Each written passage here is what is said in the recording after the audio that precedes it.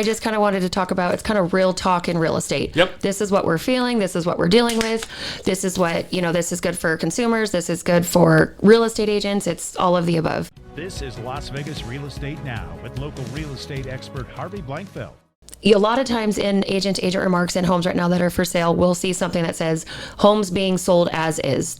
Basically, anyways, so I want to know, what does this mean? What does it mean as if it's listed in MLS as a seller, and what does it mean for a buyer? Okay, yeah. So how do you interpret that if a seller says it in MLS? Okay, so when I see a seller or a listing agent market home to be sold as is, I don't pay much attention to that, honestly. I agree with that. And so what I do is that, look, I inform my buyer, say, look, the seller's thinking that what this means is that you have to accept the home in any condition that's offered. No, you don't. Correct. You're going to have your diligence. You're going to do an inspection. And if you discover things that you decide are unreasonable. Unfit, whatever. Yeah, whatever it is, you can ask the seller to repair them, even though they're telling you they're selling us. If they decline it, you take your earnest money and you go find another house. Correct. That's the way it works. Now, the truth is in our contract, in the residential purchase agreement, it already says the home is as is, quote unquote. It says Correct. that. Yes. Now, so this is just I know it's redundant, but the agents are saying that, I think, because the seller says, gee, I really don't want to do any repairs. Mm-hmm. Okay, that's fine. Right.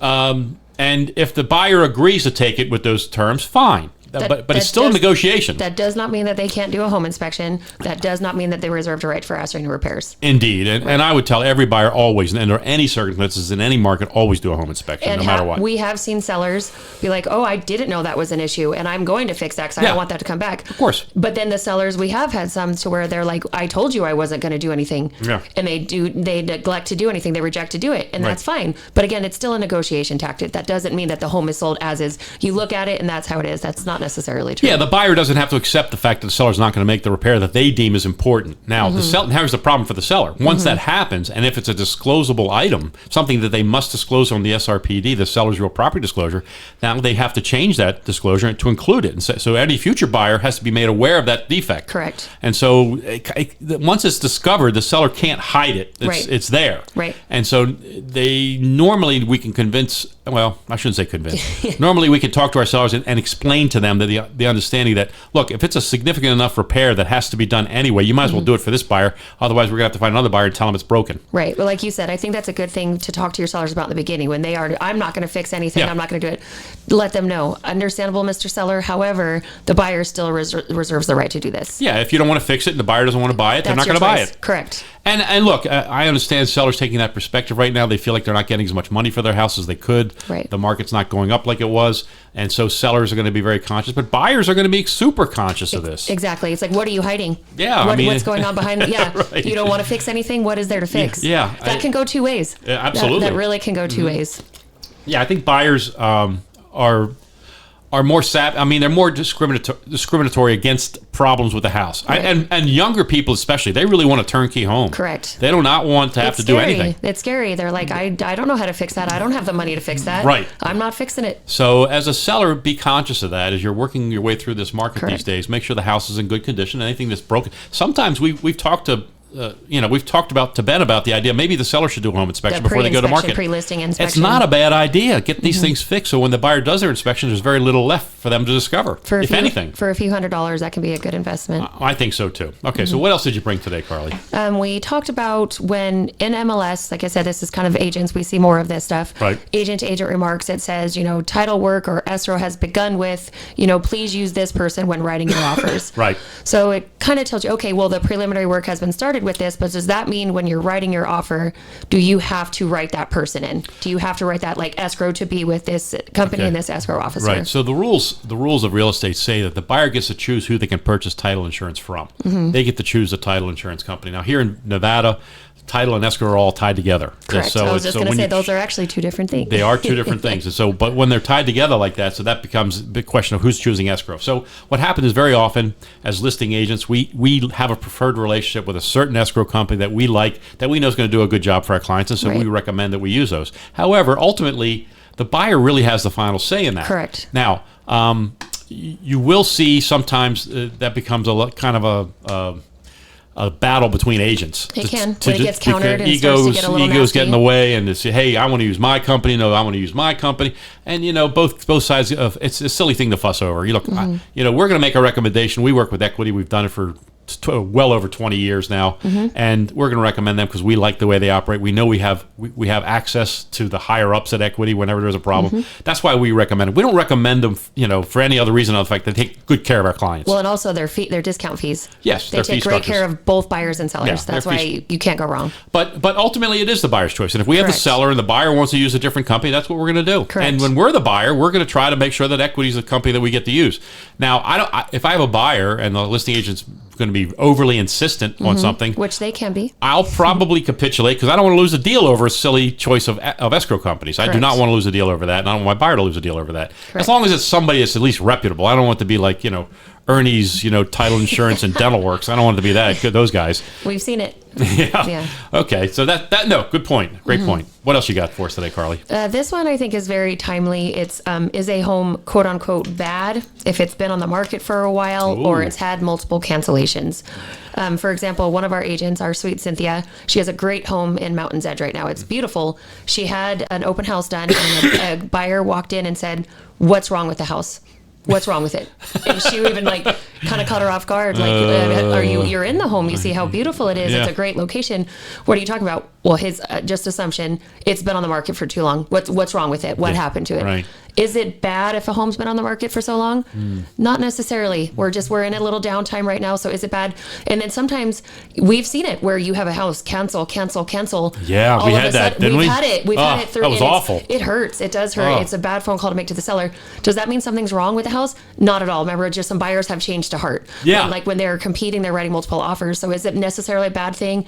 It's honestly not bad. That doesn't mean anything's wrong with the home. Yeah, as we're transitioning to a more of a buyers-centric market, some buyers out there will do something that I think is a little unethical. They'll write offers on several homes simultaneously. Correct. And then they'll just won't turn in the earnest money on the ones they change their mind on. Correct. Which is just awful. Yeah. I mean, it's a terrible thing to do to a seller. And yet that's what happened to that That seller. one house, It yeah. happened 2 times to that seller. Right. And it's just awful that earnest money doesn't arrive at escrow. So that's why we will look real close. Carlee's our We watchdog will for hunt earnest them money. down. Where's that earnest money? We're always hunting that stuff down. But yeah, it's unfortunate. And look, I mean, as a seller, I don't want my house on the market a long time. Correct. The No process one- no of one selling does. is painful. Right. It's difficult. It's It's challenging. costly. It's costly. Yeah. So we don't want it to be on the market for a long time. But in some markets, and right now that's one of those, it's going to take a little while sometimes Mm-hmm. to find the right buyer. Now, if you're willing to take any price, yeah, we can get it done quick. Correct. But if you want to get the price that's appropriate, sometimes it takes a little longer to find the perfect buyer for you who's willing to pay the price that you want to get for your home. And sometimes that takes a week, sometimes it takes a month, sometimes it takes 3 months, and sometimes even longer. There's also seasonality too, right? Correct. We know this. I Correct. mean, we're going into a time of year as we're coming up on the holidays. This tends to be a slower time of year, less activity. As a team, we always do more than our fair share this time of year. It's funny. Everyone goes through their ups and downs, and I tell the Right. agents that enjoy your downtime because we're going to get busy. But if you're out on Thursday looking at homes, wow, you're serious. Oh, yeah. You're That's serious. right. That's it's Thanksgiving Day, but there are some agents, there are some people, I'm only here for that day visiting family. Yeah. So they're serious. But for the most part, not too many people are going to be out on Thursday looking at homes. I would think not. Thanksgiving's sacred. Yes. Karlee, it's sacred. We do not mess around with Thanksgiving. Let's hear your next timely topic about This that. next one, we're hearing about it all day long, is our sellers still paying buyer brokers commissions? Yeah. This one, it's really big, and we've had one seller ourselves, and we've seen it on the buy side where we've had a listing agent tell us, unfortunately, this seller's not willing to pay any commissions.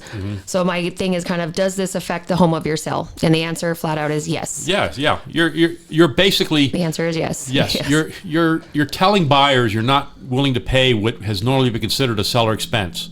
So normal. Yes, quote unquote normal seller expense. normal. Even lenders treat the buyer's agent Correct. commission as a seller expense. And so what you're saying to the buyers is that I'm not going to pay the things that you would normally expect me to pay. Mm-hmm. Now, now that doesn't mean sellers have to pay. No one's Correct. and they No. never had to pay, They although never, yeah. it was all part of the equation. But now that we're making a transition, and there will be a market sometime down the road. Mm-hmm. It'll happen when the market goes more seller-centric, falls more to the seller side, where sellers might not have to do that Right. to get the home sold. Right. And eventually buyers may have to pay their own agents in Right. certain markets. But right now, that's not the case. Like I said, we haven't gotten that far yet, but Yeah. the one exactly, like it was one of our sellers on our team, and they decided like, it's not in my budget. I'm not able to do that. We got a buyer in escrow, but then they went and looked at another home. They Yeah. went and looked at another home. They were going to be paying that fee. That seller was going to be paying the buyer's broker's commission. They They pulled it? canceled. Yeah, of course They they did. canceled, and then they were like, "Look," and they wanted to let our agent know, this is why we're canceling. Wow. We did like the house. We loved your house, but that's too much out of our budget, and that did affect our choice in Yeah, buying. yeah. I mean, I think that whenever you're working with a seller, there's only two things that are important, really. How much money do I get at close of escrow, and how quickly can you get this done? Correct. Those are the two things that are most important, and I understand that, and that's what we want to do for a seller. But we also have to be honest with the sellers and tell them what the market conditions are. This is what's happening right now, guys.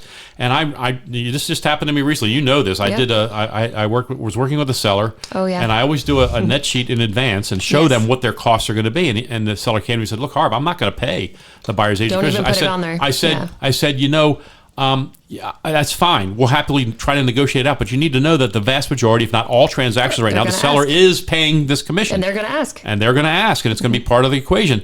And he said, "Well, if you're not willing," I said, "I just want you," he said, "Well, I don't want to work with you then."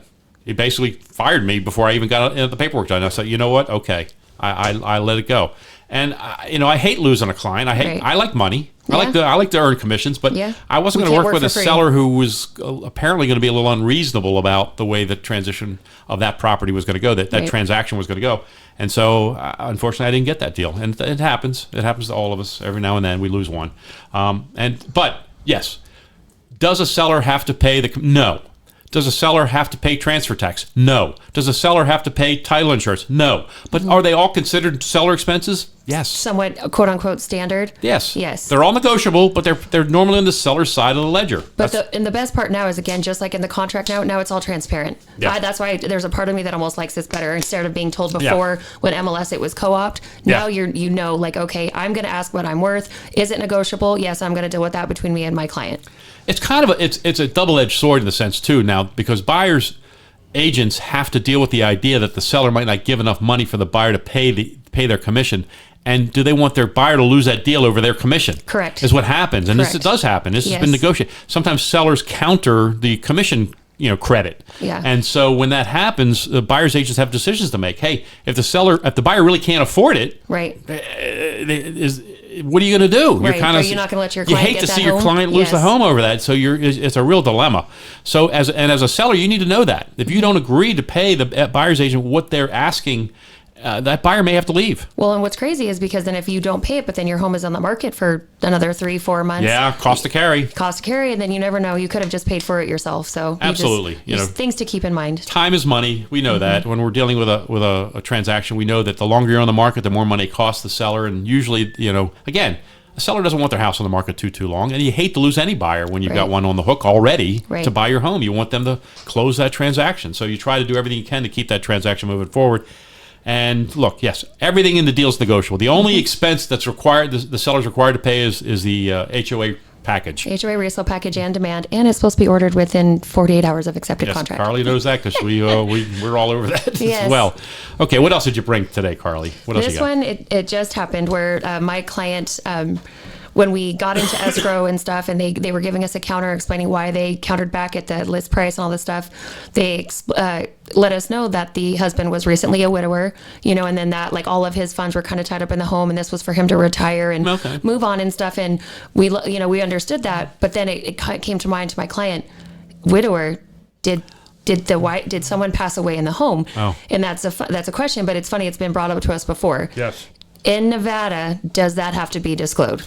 No. Disclosed. No, and it the does answer, not. And the answer is no. No. Now, If if they Yes. ask, yes, we have to be honest. correct. And then I believe that you said before, if it was like a default of the home, right? Correct. Right. If it was caused by the home, correct. then we must disclose it. Right. God Right. forbid a pillar fell or Right. something. And yeah, they fell down the stairs. Correct. They tripped over a seam in the carpet. Correct. Something, God forbid, something like that happened. Then yes, then that must be disclosed. Right. But yeah, if it was just an illness and they happen to pass in the Correct. home, it's not. And it was funny. disclosable. My clients didn't want to know. They did. Yeah. They were I like, you mean, know what? No, like we know this is the one. They were like, it doesn't matter to me and stuff. Yeah. I'd rather not. So It depends on how spiritual you are, I Correct. suppose. I mean, I think Exactly. if you're concerned about that,